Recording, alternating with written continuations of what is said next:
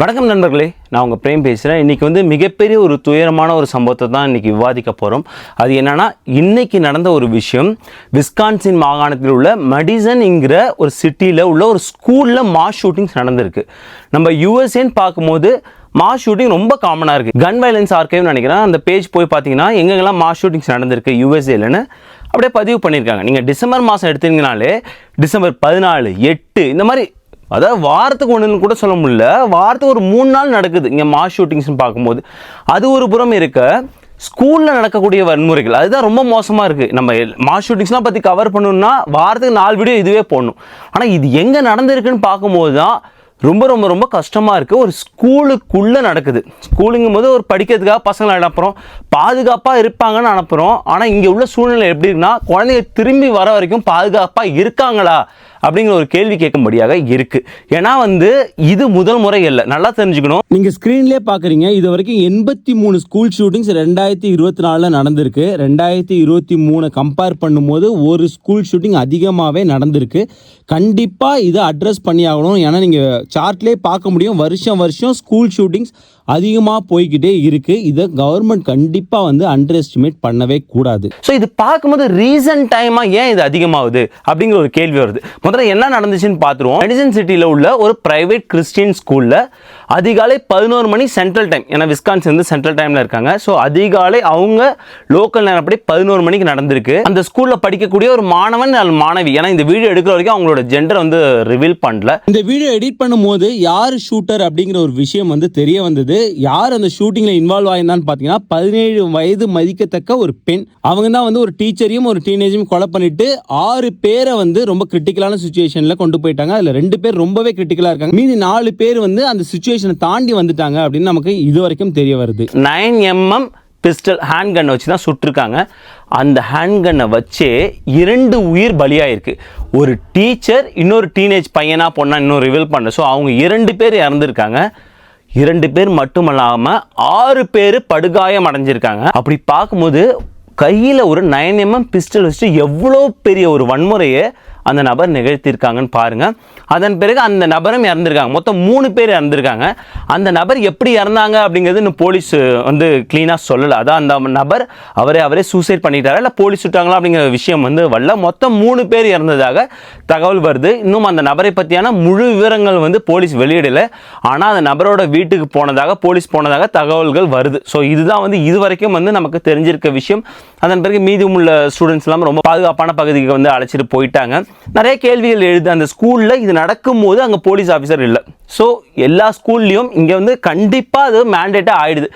கண்டிப்பாக நீங்கள் school run பண்ணும்போது ஒரு போலீஸ் ஆஃபீஸர் அது வளாகத்துக்குள்ளே இருக்கணும் அப்படிங்கிற ஒரு விஷயம். வேறு வழியே இல்லை. ஏன்னா இங்கே ஸ்கூலு பாதுகாப்பான ஒரு விஷயமா இல்லை. நம்ம சமீப காலமாக நிறைய ஷூட்டிங் நடந்துகிட்ருக்கு. ஸோ இதுக்காக அவங்க ஃபண்டு ஒதுக்கியே ஆகணும். பப்ளிக் ஃபண்ட்லேருந்து எதுக்கோ செலவு பண்ணுறாங்க இல்லையா கவர்மெண்ட். ஸோ இதுக்காக செலவு பண்ண வேண்டியது மிக மிக மிக முக்கியமான ஒரு விஷயமா இருக்குது. அடுத்து மிக முக்கியமான நிறைய விஷயங்கள் இருக்குது. அதில் முதல்ல கவர்மெண்ட்டை கண்டிப்பாக நம்ம பல காலமாக சொல்லிகிட்டு இருக்கோம். இந்த செகண்ட் அமெண்ட்மெண்ட் கொடுத்துருக்கக்கூடிய ரைட், இங்கே உள்ள அமெரிக்கன் சிட்டிசனுக்கு அவங்க செகண்ட் அமெண்ட்மெண்ட் என்ன சொல்கிறாங்கன்னா, உங்களோட உயிரை பாதுகாத்துக் கொள்ள நீங்கள் ஆயுதம் எழுந்து போராடலாம் அப்படின்னு சொல்லியிருக்காங்க. ஒரு எடுத்துக்காட்டுக்கு இங்கே யாரோ தனியாக வாழ்ந்துட்டு இருக்காங்க. நீங்கள் அமெரிக்காவில் வாழும் முறை உங்களுக்கு தெரியும். அதாவது வீடுலாம் ரொம்ப தள்ளி தள்ளி இருக்கும். நீங்கள் கொஞ்சம் அப்படியே வெளியில் போனீங்கன்னா, ஒரு கண்ட்ரி சைட்லாம் போனீங்கன்னா பார்க்க முடியும், வீடுலாம் ரொம்ப தள்ளி தள்ளி இருக்கும். ஸோ ஒரு ஆள் 2 நபர்கள் தான் இருப்பாங்க. ஸோ அவங்களுக்கு ஏதாவது துயரம் நேரும் போது இல்லை அவங்களுக்கு ஏதாவது இன்னல்கள் வரும்போது அவங்க உயிரை அவங்க காப்பாற்றிக்க தாராளமாக அவங்க வெப்பன் எடுத்து அவங்க உயிரை தற்காத்து கொள்ளலாம். ஸோ யாராவது திருட வராங்க இல்லை அவங்க உயிருக்கு ஏதாவது ஆபத்துனா அவங்க எதிராளி சொல்லலாம். இந்த மாதிரியான ஒரு செகண்ட் அமெண்ட்மெண்ட் இருக்கு. இதனால தான் நிறைய பேர் இங்கே நிறைய வெப்பன்ஸ் வச்சிருப்பாங்க. நம்ம முன்னாடி வீடியோவில் சொல்லியிருக்கோம், அமெரிக்காவில் உள்ள மக்களோட எண்ணிக்கையை விட இங்கே புழங்கக்கூடிய வெப்பன்ஸ் அதிகம். அதாவது துப்பாக்கியோட எண்ணிக்கை அதிகம். இது எல்லாருக்குமே தெரிஞ்ச விஷயம் தான். ஸோ இந்த செகண்ட் அமெண்ட்மெண்ட் இப்படி ஒரு ரைட்ஸ் கொடுத்துருக்கும் போது அங்கே கண்ட்ரோல் பண்ணலாமா அப்படின்னு பார்த்தீங்கன்னா, அந்த லெஜிஸ்லேஷன் சேஞ்சஸ் எல்லாருக்குமே தெரியும். அது ரொம்ப சிம்பிள் கிடையாது. அது மிகப்பெரிய ப்ராசஸ். ரிபப்ளிகன்ஸோ டெமோக்ராட்ஸோ தனியாக பண்ண முடியாது. 2 பேரோட ஆதரவு வேணும். இதில் ரிபப்ளிகன்ஸோட பார்வை வேறு மாதிரி இருக்குது, டெமோக்ராட்ஸோட பார்வை வேறு மாதிரி இருக்குது. ஸோ அதனால் இது நடக்கக்கூடிய சாத்தியம் மிக மிக குறைவு. ஸோ செகண்ட் அமெண்ட்மெண்ட்டில் சேஞ்ச் ஒரு மிகப்பெரிய கன் கண்ட்ரோல் கொண்டு வருவாங்களான கேள்விக்குறி தான். சரி, வேறு எங்கெங்கெல்லாம் சரி பண்ணலாம் அப்படின்னு பார்க்கும்போது, எங்கே முதல்ல கவர்மெண்ட் அட்ரஸ் பண்ணால் இந்த குழந்தைக்கு இந்த மனநிலையை ஊட்டியது எது? அதாவது கையில் கன் எடுத்துகிட்டு போய் ஒரு 2 பேர் 3 பேர் சுடணும் அப்படிங்கிற ஒரு விஷயத்த சொல்லி கொடுக்குறது இது. நான் ஆரம்ப காலத்துலேயும் சொல்லிட்டு இருக்கேன், அந்த ஒரு மென்டல் ஹெல்த்து அவங்க என்ன கோத்ரூ பண்ணியிருந்தாங்க, எது தவறாக நடக்குது இங்கே அமெரிக்கன் லைஃப் ஸ்டைலில் சொல்லி அவங்க கண்டுபிடிச்சே ஆகணும். ஏன்னா ஒரு வருடம் மேலாக ஒரு ஸ்கூலில் ஷூட்டிங் நடக்குங்கிறது ஒரு சாதாரண காரியமே கிடையாது. இந்தியாவில் எடுத்துப்போங்க, இல்லை வேற ஏதாவது ஒரு நாடு, ஒரு யூகே எடுத்துங்க, கனடாவில் எடுத்துங்க, ஒரு கம்பேர் பண்ணிங்கன்னா தெரியும் அமெரிக்கா எவ்வளோ மோசமான நிலைமையில இந்த ஒரு பாயிண்ட்ல இருந்துகிட்டு இருக்காங்க. ஸோ இதை வந்து அவங்க கன் வைலன்ஸ், கன் கண்ட்ரோல்ஸ் தட்டி கழிச்சு போகிறதுக்கு பதிலாக நம்ம வேற எங்கெங்கெல்லாம் கண்ட்ரோல் பண்ணணும். மிக முக்கியமான விஷயம் குழந்தைங்களோட அந்த ஹெல்த், மென்டல் ஹெல்த். அதுக்கு மிக பின்புலனாக இருக்குது அவங்க பேரண்ட்ஸ். ஏன்னா இந்த மாதிரி நடக்கும் போதெல்லாம் அவங்களோட பேரண்ட்ஸோட இக்னோரன்ஸ் தான் அதிகமாக இருக்குது.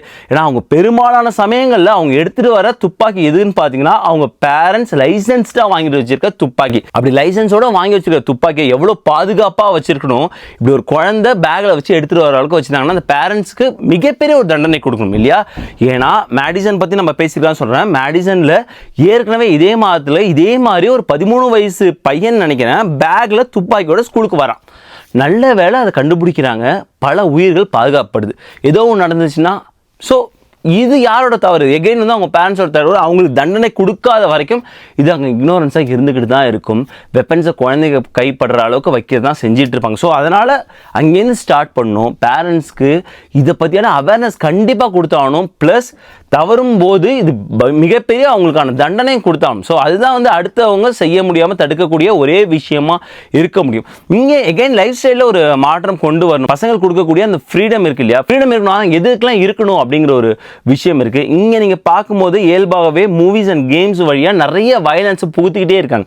ஒவ்வொரு பிளாக் ஃப்ரைடேக்கு நான் பார்த்துட்டு இருக்கேன். ஒவ்வொரு முறையும் வந்து ஒவ்வொரு கேம் கம்பெனி வந்து போட்டு வயலன்ஸை புகுத்துக்கிறாங்க. ஸோ அடுத்த வேர்ஷன் வரும்போது இன்னும் வயலண்ட்டாக வந்துகிட்டு இருக்கு. ஸோ அதை வந்து மக்களுக்கு வந்து வயலன்ஸுங்கிறது ஒரு இயல்பான ஒரு விஷயம்.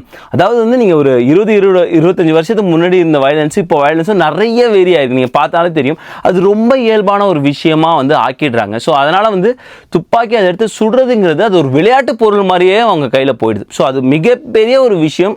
அவங்க வந்து அதாவது கவர்மெண்ட்டும் சரி, பேரண்ட்ஸும் சரி, ஸ்கூல் டிஸ்ட்ரிக்டும் சரி, 3 பேருமே சேர்ந்து அந்த ஒரு அவேர்னஸை குழந்தைங்கள்ட்டையும் பேரண்ட்ஸ்ட்டையும் ஊட்டுறது ரொம்ப ரொம்ப ரொம்ப முக்கியம். எந்த அளவுக்கு அமெரிக்கா பள்ளிகள் மற்ற விஷயத்துக்கு முன்னுரிமை கொடுத்து செஞ்சுட்டு இருக்காங்களோ இதுக்கு வந்து அதை விட ஒரு படி மேலே போய் கொடுக்கணும். ஏன்னா ஏதோ ஒரு குழந்தையால் பறிக்கப்படுறது பல உயிர்களாக இருந்துட்டு இருக்கு.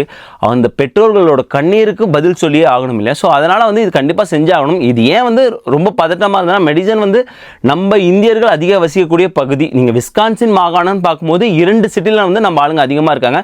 மெடிசன் வந்து இத்தனைக்கும் வந்து கேபிட்டல் சிட்டி மில்வாக்கி அண்ட் மெடிசனில் அதிகமாக இருப்பாங்க.